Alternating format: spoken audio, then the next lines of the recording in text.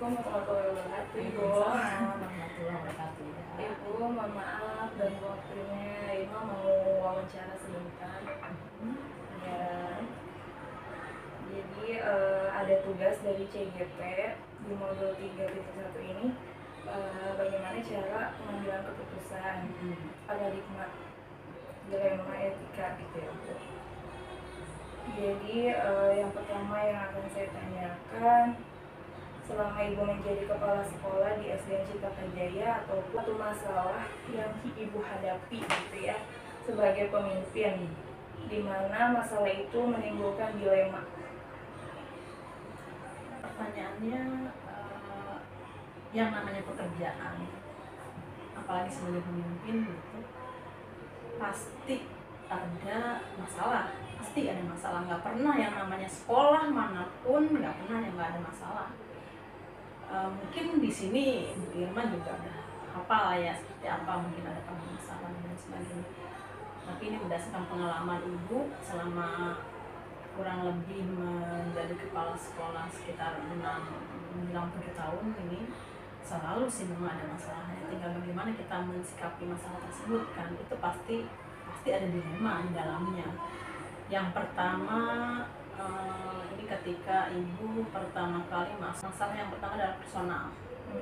Jadi personal kan memang menjadi ujung tombak ya, karena memang SDM di sekolah adalah personal, guru-guru, kemudian tenaga yang lain, kalau memang ada mungkin tenaga stafnya, TU-nya, atau juga sampai ke penjaga sekolah gitu.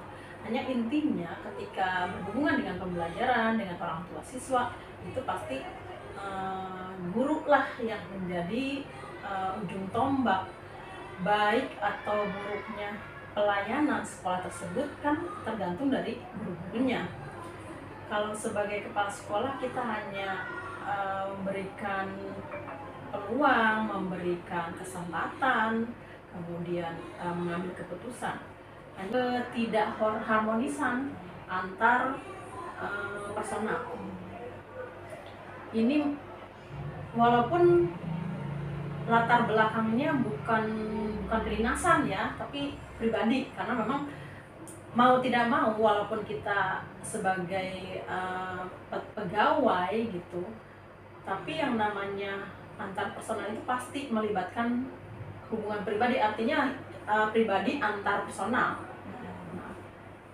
Yang ditemukan masalah yang pertama adalah ada beberapa ya, ada sekitar 2 orang atau 3 orang, yang 2 orang lah mungkin yang terasa oleh Ibu tuh, yang ada sedikit ketidakharmonisan, yang mungkin ada masalah-masalah pribadi tadinya, tapi walaupun kita damaikan itu agak sulit karena masing-masing punya ego sendiri. Nah itu yang menjadi dilema buat ibu itu kan inginnya yang namanya pekerjaan di sekolah itu adalah pekerjaan yang cukup berat. Tanggung jawab kita untuk melayani siswa, untuk membuat siswa itu bisa belajar dengan nyaman, bisa kita secara umumnya tujuan pendidikan di sekolah kita itu meningkat dengan signifikan, itu kan tentunya sangat berat. Kalau kita selaku personalnya atau gurunya tidak bisa harmonis, nah bagaimana kita bisa melaksanakan pekerjaan kita dengan nyaman? Tapi di awal mah ada sampai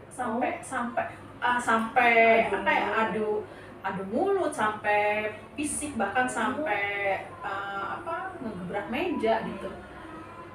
Itu kan guru harusnya kan tidak seperti itu. Tapi ini kejadian dan artinya itu masalah berat buat saya dan butuh penanganan yang istilahnya kita bisa ke si A dan ke si B itu kita harus bisa bersikap netral. Tapi ya pelan-pelan dengan komunikasi ya. Komunikasi pertama Ibu panggil satu persatu dulu. Berarti dari permasalahan tadi itu keputusan yang Ibu ambil adalah itu komunikasi. Ya, dijalin kita komunikasi yang baik. Pertama kita panggil secara individual, pribadi satu persatu dulu, kita dengarkan apa permasalahannya, kemudian udah kita dapat dari dua-duanya, kita ambil kesimpulan, oh kira ini mana yang itu ya, yang memang bisa kita pertanggungjawabkan pendapat mereka itu. Walaupun sampai saat ini caranya itu pertama ya komunikasi aja, komunikasi yang intensif, kita pakai pendekatan kemanusiaan bahwa memang manusia itu pasti ada salahnya, tapi juga pasti ada benarnya gitu. Kemudian setiap manusia pasti punya kekurangan, tapi pasti juga punya kelebihan gitu. Artinya kalau untuk ibu kita rangkul semua, kita ambil positifnya dari mereka, kita berdayakan mereka sesuai dengan kapasitas mereka. Jadi kan mereka juga sih dulu dilemanya ya gitu. Jadi kita kalau misalnya ngasih tugas tim, itu nggak bisa satu kelompok antara si A dengan si B yang bertikai itu. Pasti selalu dipisah karena kita cari aman gitu. Awalnya begitu dulu caranya begitu, tapi lama-lama sih semakin kesini karena komunikasi juga berjalan lancar, kita juga bisa dibalik keputusan yang ibu ambil itu berat banget ya sebenarnya ya dalam kondisi seperti itu ya menyelesaikannya gitu. Sangat berat, sangat berat.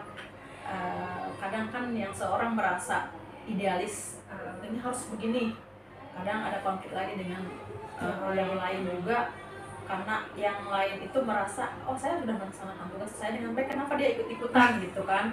Kadang menegur di depan orang tua murid gitu kan, sampai segitunya, karena merasa udah senior juga, merasa ya idealis juga. Ya akhirnya ya intinya tetap kita komunikasi aja, komunikasi bahwa dibalik apa yang mereka tunjukkan itu mungkin tujuan awal baik, hanya cara. Jadi kita berupaya kita tetap ibu, pendapat ibu juga nggak salah gitu, cuma tolong caranya. Terus menurut saya ini adalah dilema yang luar biasa ya Bu. Berarti saya nggak memaksa mereka harus drastis langsung baikan banget gitu, nggak bisa. Tapi pelan-pelan itu bagi sebagian orang mungkin berat ya. Mengakui kesalahan itu belum nggak semudah itu gitu. Artinya begitu, memotivasi sulit juga, tapi ya tergantung sih, kembali ke apakah komunikasi yang kita jalankan itu, kita jalin dengan teman kita itu bisa diterima atau enggak gitu kan. Yang jelas kita harus berbaur dengan mereka. Jadi jangan merasa saya pemimpin nih, jadi harus omongan saya aja yang harus didengar gitu, atau omongan saya aja yang harus dipakai, nggak bisa begitu. Kembali lagi harus dimusyawarahkan, kecuali kalau udah buntu nih. Ketika kita flurkan ke teman-teman nggak ada respon, ya akhirnya kita ngambil keputusan, ngambil kebijakan sendiri. Nah menurut yang terbaik oleh pemimpin itu, berarti itu yang kita laksanakan. Tapi kalau selama masih bisa dimusyawarahkan, enggak gitu. Apapun yang harmonis, insya Allah sih dilema seberat apapun bisa kita atasi. Makanya ibu nggak pernah merasa jadi pemimpin, jadi ayo aja kayak teman aja ya. Jadi kita kan mitra, hanya mungkin fungsinya ada perbedaan sedikit gitu. Jadi nggak ada bedanya, hanya membedakan mungkin setiap manusia itu kan pasti punya kebaikan di dalamnya, punya kelebihan di dalamnya. Ya kalau guru misalnya, kalau guru itu kan berarti kalau misalnya dia ada kelemahan di bidang IT aja misalnya, tapi mungkin aja dia di bidang praktik pembelajaran di kelas dia lebih menguasai misalnya, atau punya rasa perhatian dan kasih sayang lebih daripada orang lain kan gitu ya. Jadi setiap personal itu kan pasti ada kelebihannya.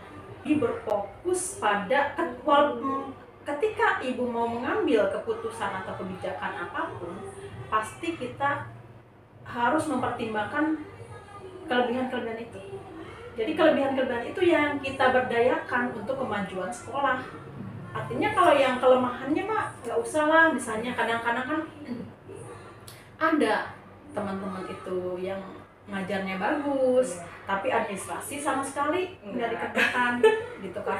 Ada yang administrasinya lengkap semuanya tapi ngajarnya nggak terlalu fokus gitu kan. Itu ada. Langkah-langkah atau prosedur seperti apa yang biasa ibu lakukan selama ini? Selain dari komunikasi, terus pendekatan mungkin ya, adanya musyawarah, ada lagi kan? Ketika setelah dimusyawarahkan misalnya masih belum ketemu jalan keluar yang terbaik atau kita belum bisa mengumpulkan mengambil kesimpulan apa nih respon dari teman-teman, biasanya kita yang ambil keputusan. Jadi langsung ibu ya. Harus di mana ditempatkan ini orang, harus bagaimana gitu. Ya contoh tiap tahun ajaran baru pasti kan selalu mikirnya bahwa kita yang menilai mereka. Oh si A itu bagusnya di kelas mana, si B itu bagusnya di kelas mana. Tapi ketika pimpinan yang harus ngambil keputusan, jadi otoritas dipakai pada saat itu. Kebijakan kepala sekolah sendiri. Apakah ibu memiliki sebuah jadwal nih bu dalam penanganan misalkan guru itu gitu dalam sebuah penyelesaian kasus dilema etika gitu? Jadi misalnya apakah untuk guru ada waktunya, untuk misalkan orang tua gitu, terus apakah ibu langsung menyelesaikan di tempat atau memiliki sebuah jadwal untuk menyelesaikannya, terus bentuk atau prosedur apa yang ibu jalankan? Kalau untuk masalah-masalah yang udah terjadi mah ya kita insidental aja sih. Ketika masalah terjadi langsung di saat itu juga. Di saat itu juga. Ketika saya mendapat laporan langsung gitu. Kecuali kalau laporannya misalnya saya udah di rumah berarti besoknya gitu. Jadi kalau itu sih kan kita semua orang juga kita nggak ingin sebetulnya ada masalah ya. Makanya kalau di penjadwalan masih nggak ada gitu. Ada jadwal rutin khusus tapi gitu ya.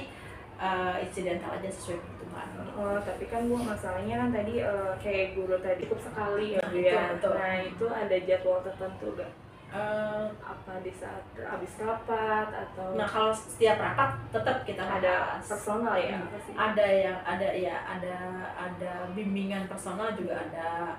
Hanya banyaknya sih binaan personal itu secara umum ya tiap rapat kita laksanakan. Walaupun hanya sepintas atau orang tua nggak ada ya bu. Kalau orang tua paling ketika rapat orang tua itu kan paling hanya 6 bulan sekali atau setahun. Hal-hal apa aja nih yang selama ini tantangan ibu dalam pengambilan keputusan dalam kasus dilema etika? Mungkin ada beberapa kasus yang membuat ibu dilema, terus ibu tantangannya apa nih? Kan nggak hanya kasus ya. Bu, dari semua hal yang telah ibu sampaikan, terus ada pembelajaran apa nih yang dapat ibu petik dari pengalaman dalam pengambilan keputusan tadi? Ada sih, pasti ada pembelajarannya ya. Yang pertama tentunya kita tahu bahwa setiap orang itu pasti ada sisi baik dan buruk. Setiap teman-teman kita kerja, guru-guru terutama itu pasti punya kelebihan dan kekurangan. Kita nggak boleh fokus pada kelemahan seorang. Kita berdayakan mereka berdasarkan potensinya. Karena ibu yakin banget bahwa setiap guru itu pasti punya kelebihan. Nggak ada manusia yang selamanya salah atau selamanya benar. Artinya